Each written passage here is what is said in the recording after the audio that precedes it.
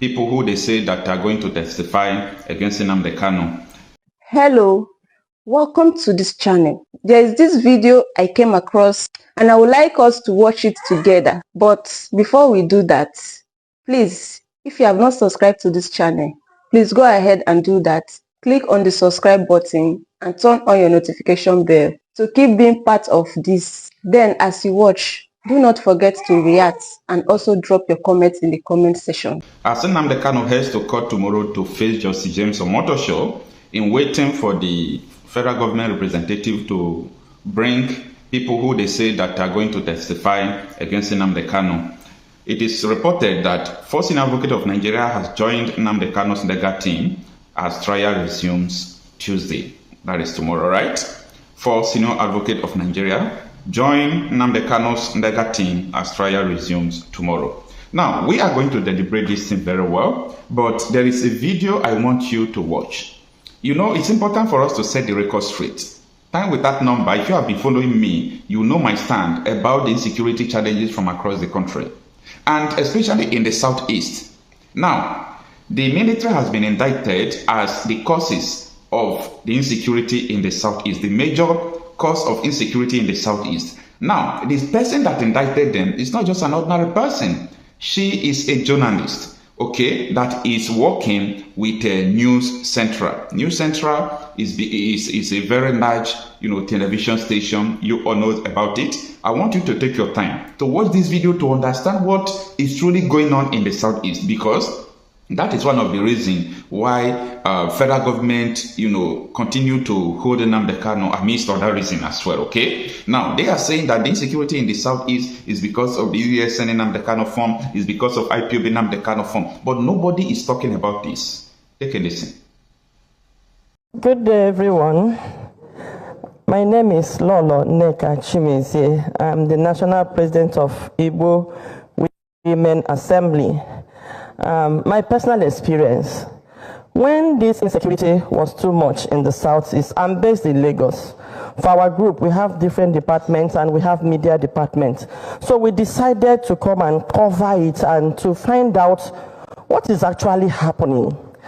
But when we came around to cover the insecurity, we discovered that 90%, I'm sorry to say, of the insecurity in the southeast was caused by the military.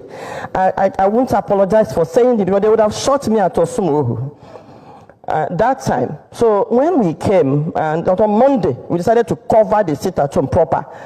So when I have my driver, I have my car, so I moved with my driver. So when we came to Olo, that near Banana Junction, we discovered that place was, closed up by the military. So I had to come down because I have a newspaper outfit. So I have my ID card. So I approached the militaries. Even when they saw me approaching them, they were like, even their faces. And I greeted them and I said, Oga, why did you block Drew? I said, who are you to ask all that question, without the harassment? And I showed them my card. I said, unfortunately, I'm a media person and we are here to cover the sit-at-home, because we realized that you said IPOP is sit-at-home and they're enforcing sit-at-home. But with the look of things, you are the one enforcing the sit-at-home, because I know that before you came, there was nothing like this insecurity. Let's be honest to ourselves. Before the militaries were moved to Southeast, we didn't have it this bad. So you were brought here to relax the sit-at-home. Not that there were clashes within the sit-at-home, but for you to relax it so that people will start coming out. Now that you are blocking the road, it's like you are helping to now enforce the sit-at-home.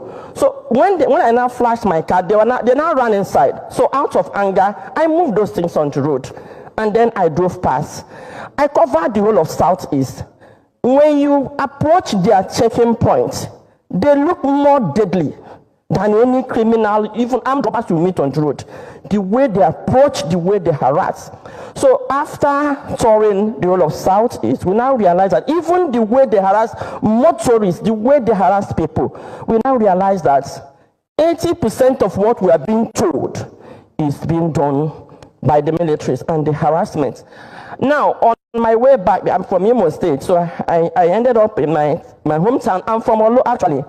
And then going back to Nnewi, where I was married. So taking that Osumuhu, is usually faster. So I came through I landed through the Imo State Airport. I forgot to remove the the tag on my bag. So when I approached that Osumuhu, they stopped us. And when they saw this, the tag, they said, "Where are you coming from?" I explained myself. They searched me and what have you. And then when they took my passport, they said, "Madam, where are you going to?" I said, "I'm going to Nnewi." "Where?" "Nnewi South." "Where in Nnewi South?" "Oto." "Where in Oto?" They were now asking me my village. At that time, I was very upset with what they were doing. I said, "It now means we are under siege. This is not security. You came here for another mission. Oga, what are you doing with my village and my family name? So you are the ones that will collect this information from our sons that come from abroad, and then you give it to your kidnappers. It means you are involved in kidnapping. Otherwise, why would you be asking me?" I said, "I'm going to Nnewi." Is that not enough? You asked me my village, I told you. You asked me my town, I told you. You are now asking me my name, where I come from. So what else? In the night, you come and carry me like fowl. They were, in fact, they cocked their gun. 10 of them, they were mad, they were raging. I lost it. I now said, the Southeasterner needs to find out what is going on. This has nothing to do with IPOP. The problem is the media were reporting something else, while underneath something else was going on. So when I got home eventually, in fact, when I went after the quarrel, I told my brother, "You know what, turn this vehicle. If I pass, they will kidnap me." I think they work with those criminals in the bush. They kept them there. How can they keep these more tanks and what have you? How large is Osumuhu? It's that forest that they cannot fish out those criminals. So as we were turning, they seized my car key. So I left them. So I think the whole drama, they went to bring their leader, the Ogas. They came with their van and they collected the key and they handed it over to me. I was alarmed. When I got home, I called the PG of my local government and I said, "Oga, you people should stop looking at IPOP. I'm not an IPOP member. I don't know them, but this is what is going on. See. As I was talking, a young man said, "Madam, they seized my machine there." Yes, because people, Okada will not pass through that Osumuhu, but I think it's better now. The man said, "Madam, I am." I said, "What did you say?" He said, "I am. But we are stuck." You know, that was the reply I got. We are stuck because the militaries are here. If you remove them, something else might happen. I think at that point they knew and they were looking for solution. Another experience we had is I passed through that Osun road and I met the militaries there.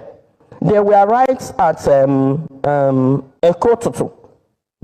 And now from our investigation, we realized that when they were attacked by whoever attacks them, they would turn their gun on the villages living nearby.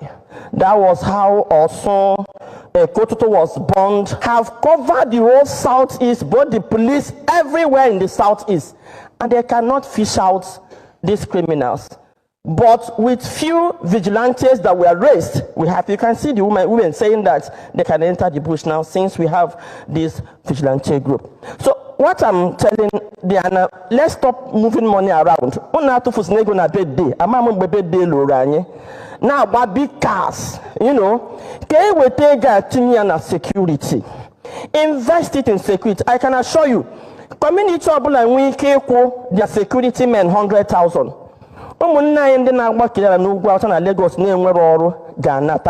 See what we'll do. We'll turn them as security and farmers in the bush. Nyaha location near mafia. Turn them as security, pay them well. Thank you very much.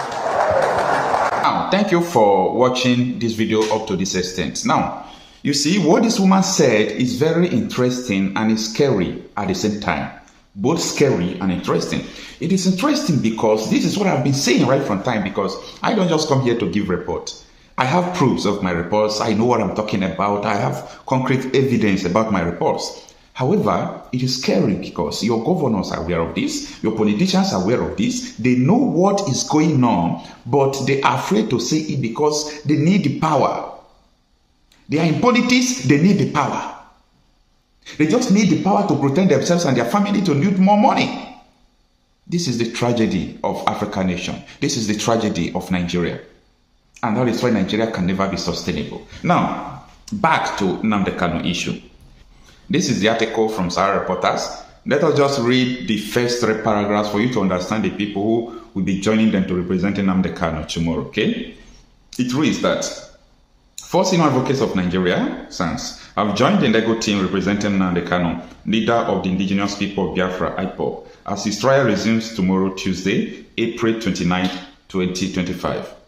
The addition of the 4 SANS, Professor Onyechi Ikpeazu, Emeke Etiaba, Menda Awudu Nuwe, and Dr. Joseph Akubo, increases the number of senior advocates on Kanu's team to 6 and brings the total number of lawyers defending him to 19.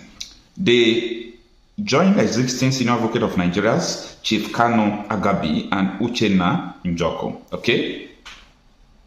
Is it important? Well, I think it is.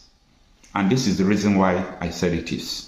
During the first phase of Nnamdi Kanu trial, led by Michael Zekome, senior advocate of Nigeria, I know what Michael Zekome did for Mazi Nnamdi Kanu. Michael Zekome, took the case from the lower court, even appeal court, till we are appeal court now discharging Nnamdi Kanu acquitted. You know what Michael Zekome said? I remember what he said that very day. He said, and I quote, Nnamdi Kanu have no case to answer any longer. It is left if federal government want to release him or not. That was what he said. So let's see what is going to happen from now till 6th of May, right here. Because tomorrow, the federal government, they are going to bring people to testify if they will see anybody on Tuesday. That is on 2nd of May. Then Nnamdi Kanu, with his legal team, will come and defend the witness or proof the federal government will bring. Why on the 6th, Omotosho will finalize the case. So, interesting time ahead. Let me know what you think about these developments that is going on. Thank you for watching this video. Please leave your contribution in the comment section and also do well to subscribe. I'll see you in my next video.